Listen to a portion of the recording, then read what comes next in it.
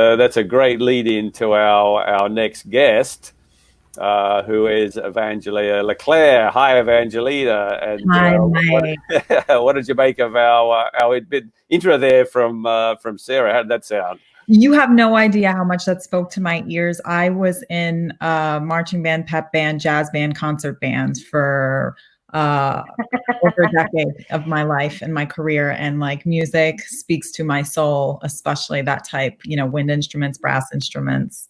Love Well, it. fantastic. Percussion. I'm glad to see that. So, Evangelia, I actually met Evangelia through a couple of processes, but one of them was one of your amazing events you did, Rock Your Job Search in 30 Days. I think that was one of the first times I came across you and came on that show. And you put, that was an amazing effort. And you've done a couple of versions of those.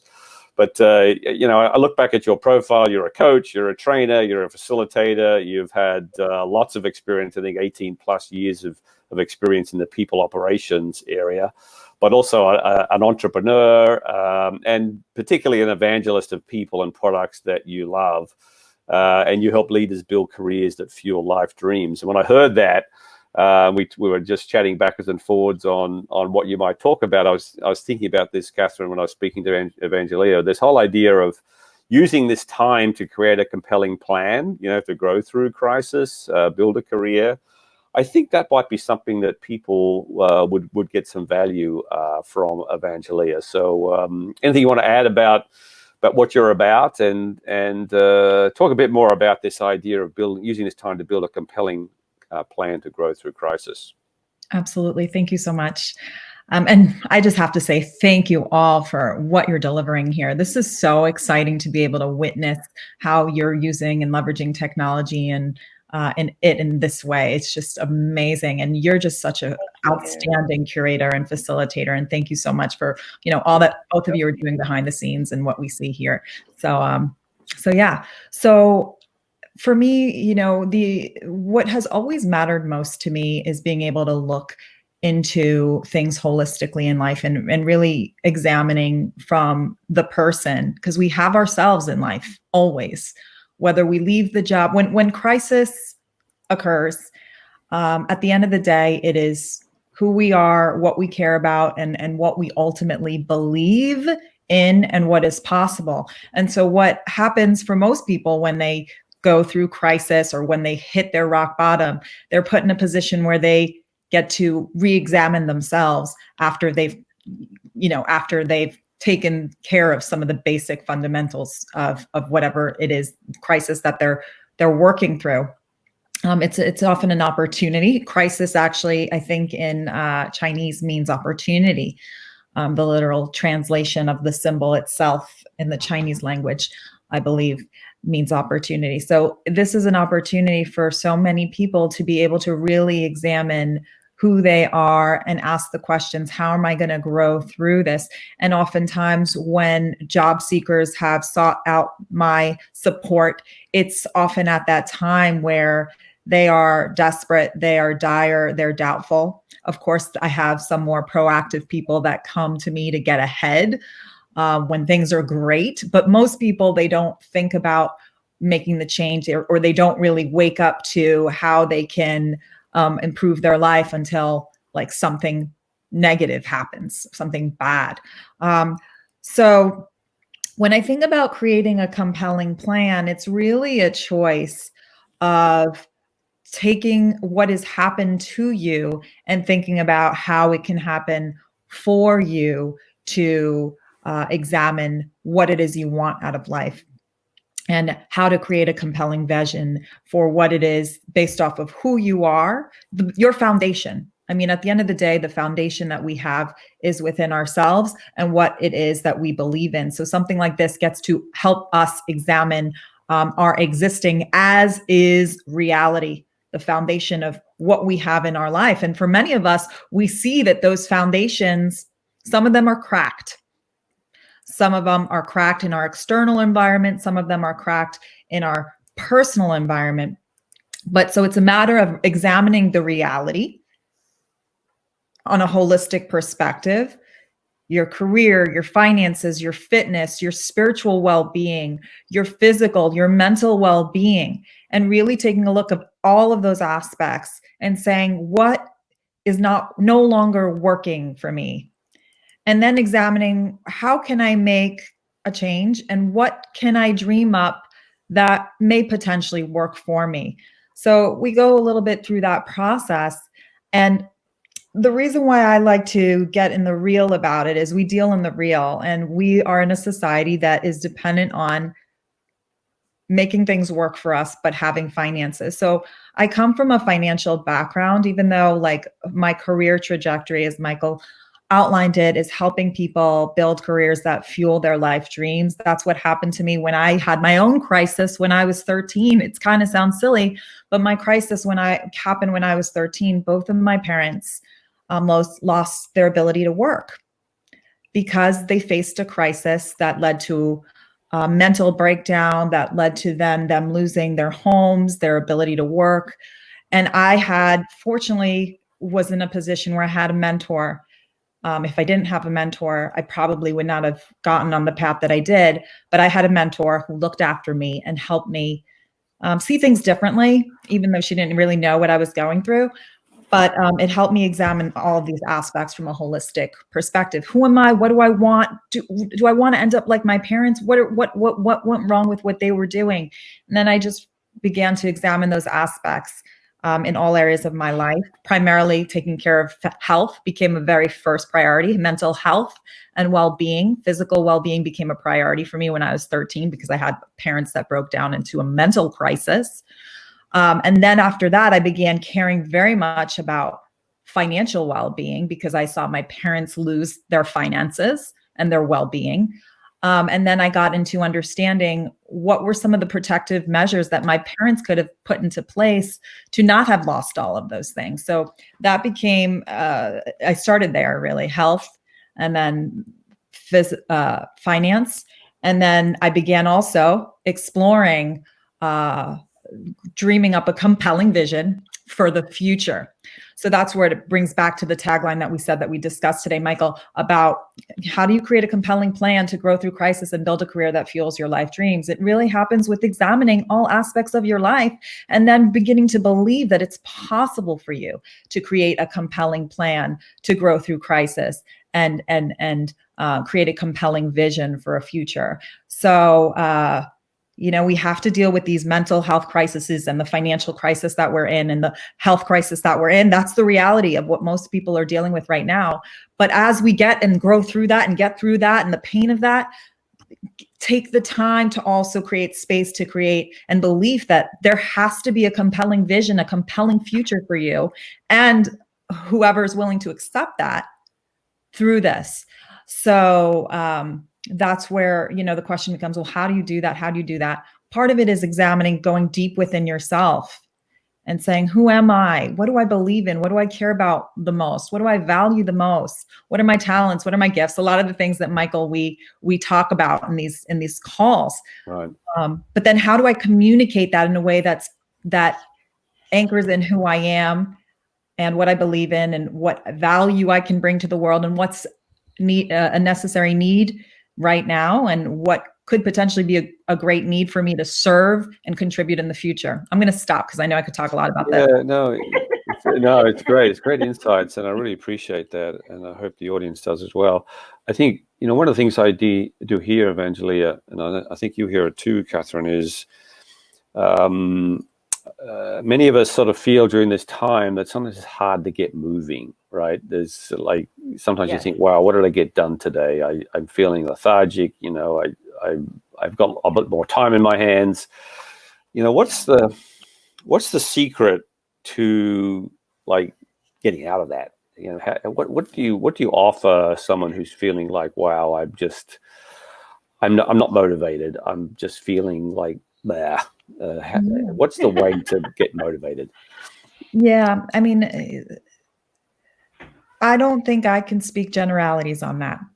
All I can speak of is sometimes it's just about getting through it, through the feeling, through the emotion, and everyone is coping differently. Some people might be a need of motivational, like pep talk and a video, hey, look at this video. Other people might need to really just seek talk therapy. Right. And we're actually going to have a psychology major on in a little bit to talk about some of this too, but that's absolutely right. Yeah, right. Absolutely right. Absolutely. I think one of the things I also see too is also don't beat yourself up. You know, in this time, if you needed that time, you need to cope if it's been stressful for you. You know, you need to take some self-care time. The other thing I offer to people too, Evangelia and Catherine, is maybe just take one action. Just take one action today, and maybe each day just decide I'm going to take one action. Whether it's to, in my case, write up what your unique value proposition is. Have a go at that. I mean, work on your resume. Do some research on the types of roles you want, or just whatever sort of is the thing that would advance what you're about. Is just take one action and do it today. And I think, and the feedback I get with people do that, say, "Oh wow, I did one, and then I build on that." Right. So I don't know whether you found that in terms of when you're working with people, is just take action, but it doesn't mean you need to be busy all day. Right. 100%. Right. Exactly. Yes. Just schedule some time every day. You're absolutely right, Mike. 100%. Right. Yeah. And if you can look at it, like, I had a mentor, Patrick Combs, that spoke about the golden hour and how everything compounds over time. Any hour, whether it's an hour that you give to yourself for what it is that you may want to potentially do to help you grow through this, is going to compound over time to help you get to where it is you want to be. So to your point, a lot of us are just taking care of the basics, juggling back and forth, doing like the basic essentials, kind of a little bit in that rut. Like I always kind of joke around, like, yeah, I like to talk that it might be a time to create a vision and be aspirational about where and how you can grow through this. But the reality is there's a rut that a lot of us are now in, just having to deal with more of these things that are piled on. And I just speak from the perspective of having, 2 kids, and knowing that a lot of the people that might be listening may have children or dependents or more things that they have to do and manage through this crisis. Right. And that's a reality. How do you do that? How do you because I don't have kids. I have 50 million animals, but I don't have any kids. How do you juggle that when you have to work or you have something professional that you want to do? How do you work that with having the kids around? It's just a juggle act. There's no right answer for me. I try and have structure. It doesn't always work. Do you have a private area that's away from the kids? Yeah, I do, but it's a constant tug and pull. It's a constant, something's being compromised. So I don't even like to use that phrase anymore. Something's being compromised. Something's being sacrificed. I get that. No, just without letting it go. Yeah, Evangelia had a chat. Evangelia and I had a chat yesterday in the background. I think it was your 3-year-old was acting up a bit, and I had the same thing here. I have a 2.5-year-old in the background here, and she didn't have a good day yesterday either. So it was particularly tough. So maybe I'll put you on the spot, Evangelia. So is there a particular project or activity that you'll be working on during this time that you'd like to talk about? Yeah, so thanks for asking, Mike. For me, I'm going back full circle in building out a new venture in my business because of where we're at. And so on top of what I have been doing as a career coach, and I'm getting back into integrating financial planning and financial wellness into my services, which means that I'm studying. I'm getting licensed. I'm going through a lot of training to be able to integrate that back in. I started my career in financial planning. And so I'm on a whole new level of piling that in. And it's just caused a lot of additional stress and strain. But I need to get this out. I think just need to be able to assist the people who aren't approached by the Merrill Lynch's and the Morgan Stanleys. And I want to do it from a very integrated approach of like, hey, let's not just talk about this. Let's talk about all of these things. Yeah. Okay. Absolutely. I mean, what I did in this time, one of the things I did is learn a bit about how to do these online events. So there's sort of 2 different events. This is one. There's another one I do that I train trained myself on how to use these technologies. So one thing I did is use the time to do that, which I think, if not for this event, not that we would wish this off anybody, but not for this event, I wouldn't have learned these. So, and I think we're going to see that virtual events are not going to be something that just happens in this time period. I think people are going to learn that virtual events are a way to do that. And actually, you're a leader in that. Actually, Evangelia, you've done a number of these. I think virtual events are going to have a long life. And what's your thought is about that? Right. Yeah. Oh, 100%. Absolutely. I think that anyone right now who has time to take on a new skill, to be able to learn how to leverage online mediums such as virtual events, or how to better position your online brand and how to create more compelling copy, are all going to be very valuable skills for you to position your strengths and help serve others better as well. I think that's absolutely right. I've got actually our next session, Evangelia, is actually an audience Q&A, and so we thought we'd open it up. I'm going to ask Nina in a moment to open up our first audience Q&A. There's going to be sort of general questions. I know we had some questions coming in through the chat, but we're using a tool called Slido to make that a bit more interactive. So if you have some time, I'd love you to stay on. Appreciate if you haven't. You need to bow out. You can just let us know. We're going to bring up our first Q&A. I'll just sort of get an indication from Nina. Are we ready, Nina, to bring up our next Q&A? Are we ready for that? Yep, we are. So let's just bring that in. So some questions here. So first of all, leading on from what you'd said there is, here's our first question is, how are you feeling today? And let's be realistic here. I mentioned before that in this first period of time, and those of you who, excuse me, haven't logged in with Slido before, you can just go to slido.com and then enter in our hashtag career fair, or you can just hold up your camera to the QR code there, and that will take you direct to the website. Most cameras have the ability to have QR readership built in. That'll take you to Slido, and you can go straight into the questions. So there's our first one. We've got a 20-second delay here.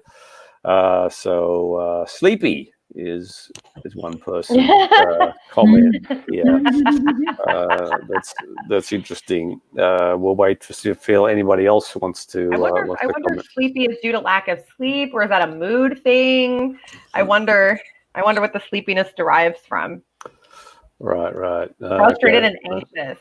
So, yeah. I know it's been a lot, you guys. And again, we're going to have a psychology major on later to go through the psychology of this. And I really encourage all of you to listen. But it's been rough. It's been hard on everybody. But just remember that there are other people out there feeling the same thing. That there is still work. There is still economy. There, all of that. Oh, defeated. Yeah. And please, guys, reach out to Mike and I and our guests as well, including this lovely lady that's sitting here with us right now. Feel free to reach out to us, communicate.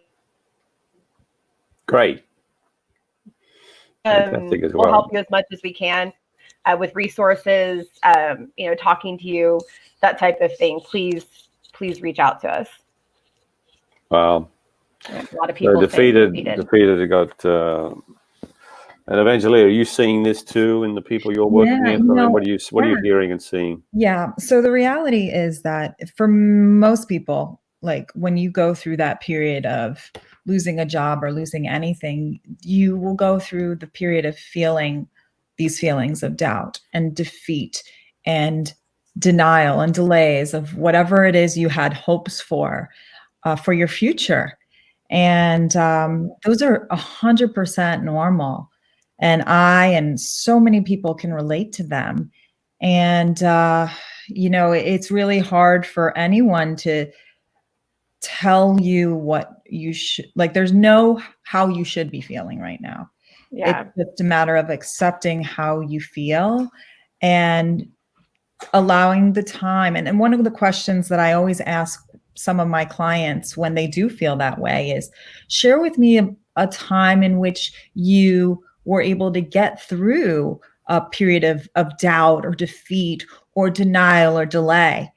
And when they're able to drum up that experience, it helps them see a little bit through the light. And it also helps them see what within themselves or within their experiences has helped them get through that. And perhaps that's the same thing that they can tap into again to help them through this trial.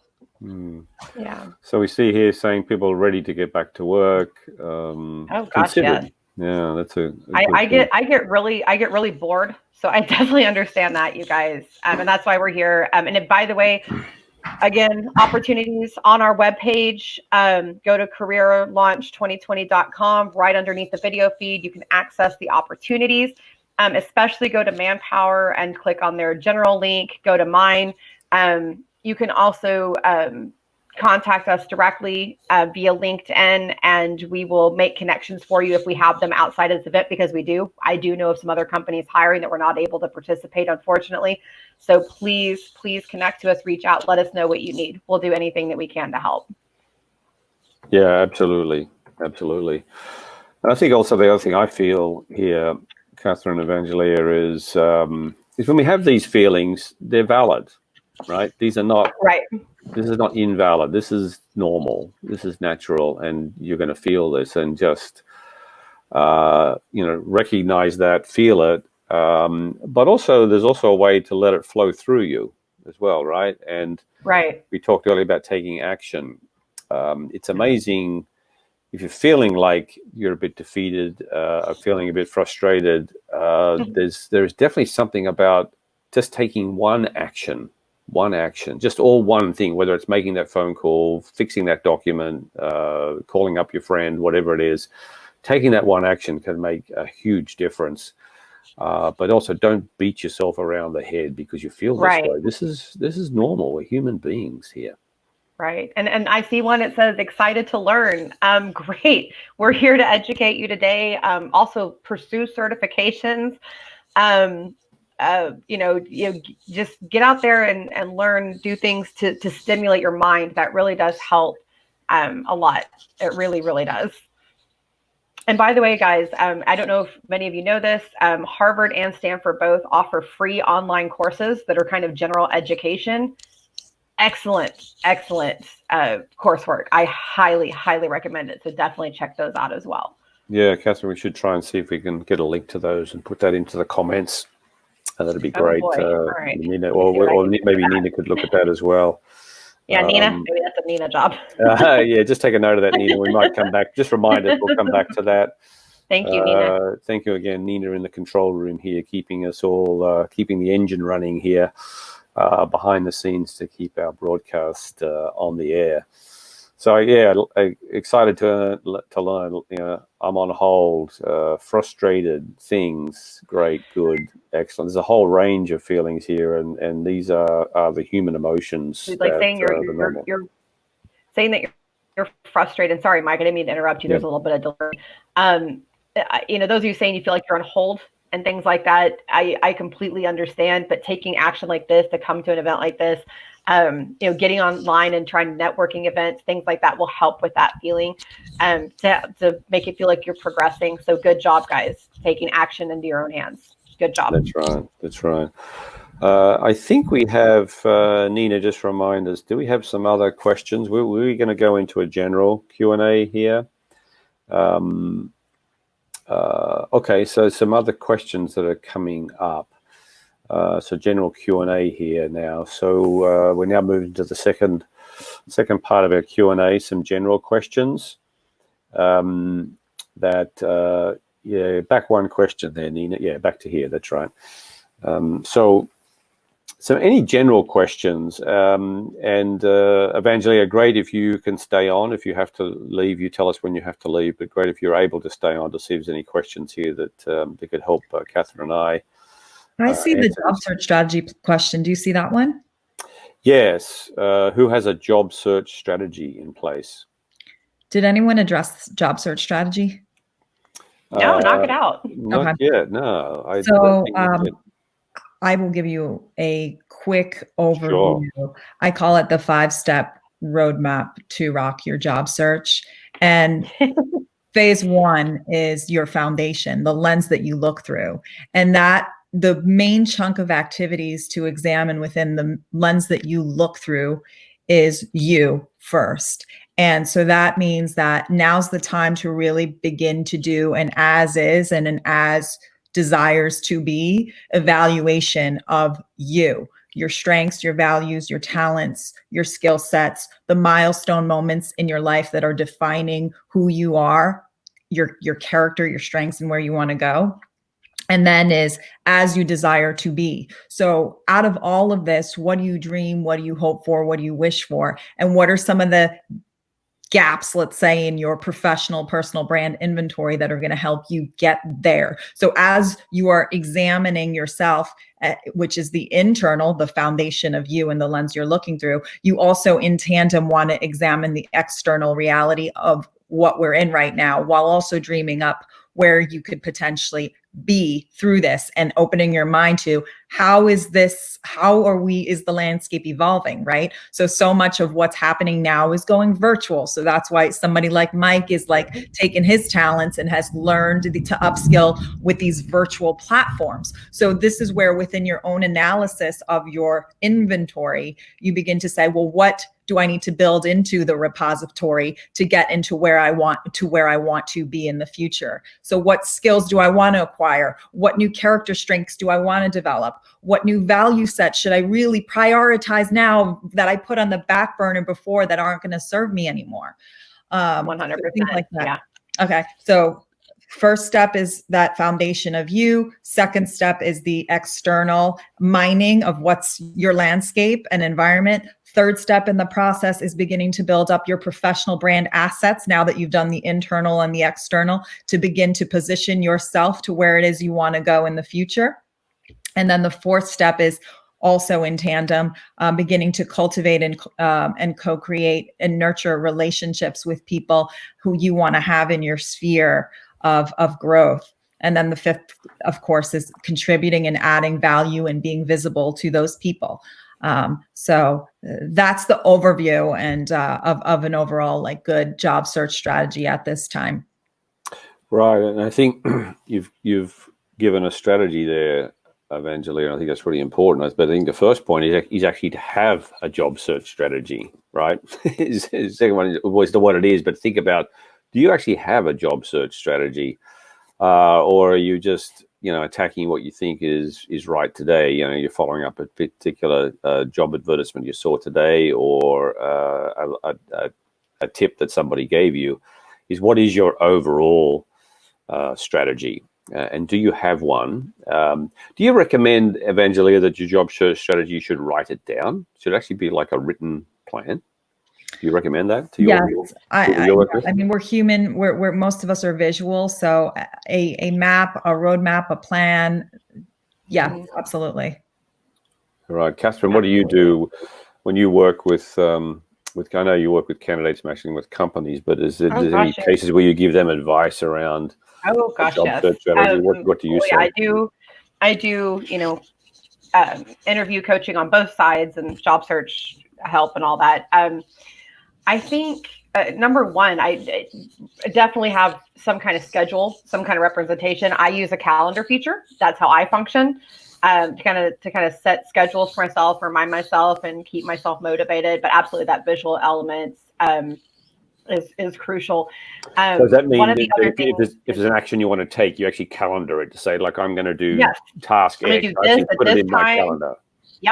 Yep. And that's also how I keep myself accountable and keep myself in work mode. Because one of the first things that happens to you when you become unemployed for any reason is that you become complacent, right? And your schedule changes and your mindset changes and everything, in your day-to-day. So it's really kind of crucial to keep yourself in that mode and kind of keep yourself going. Another thing is, like I said, in my interview coaching session earlier, is keep that energy up. Do things that hype your mind up when you're going to get in there and job search and you're going to do a phone interview and things like that. Do things that get your mind excited and get your energy right and get your head right. Listen to music that makes you feel confident and energetic.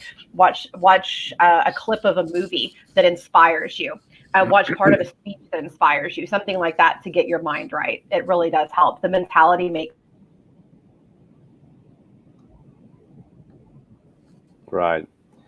You froze up there a bit, Catherine. So I think it's interesting comment you make there about, and it's something that I'm challenged with too. I'm great at making to-do lists. I'm really good at that. What I'm still learning is to make sure I execute them. And so this idea of actually calendaring all the activities is something I've actually only really just logged in recently. Is the really important thing to do is to actually calendar your activities, actually put them in your calendar rather than just have a to-do list on a yellow sticky, yellow Post-it note stuck on your computer, which many of us have. And then in the day, we haven't even done step one yet because we got distracted, right, by the urgent took us over the important, and we find ourselves we didn't get to that at the end of the day. So I think that's a great thing. Another question came in here. Sorry, yeah. How can I get a remote job for another country even though we have a solid work history without residence permit or work permit? I don't know. I have some insight into this, but Catherine or Evangelia, do you have any insights for our questioner here, Senthil, about that? Do you have some insights into this? People from other countries getting a remote job, actually. Interesting. Any experience with that? I personally would, I'm not an expert in that area, and I think this is more of a specific question that would require one of us to dig deeper into a personal circumstance and situation. But I do want to recommend Lindsay Ballet, who is a expert on obtaining work abroad. Her company is called She Works Abroad. So depending on your circumstance, if that's something that interests you, you can look her up. She posts a lot of free content on that subject matter. Could you put that in the chat, Evangelia, so we can capture that name? Yeah, please do that. Sure. That actually is exactly what I was going to say. Eventually, is find an expert that's what they do. Find a company or a person that's what they specialize in, is finding offshore solutions. That's your best option.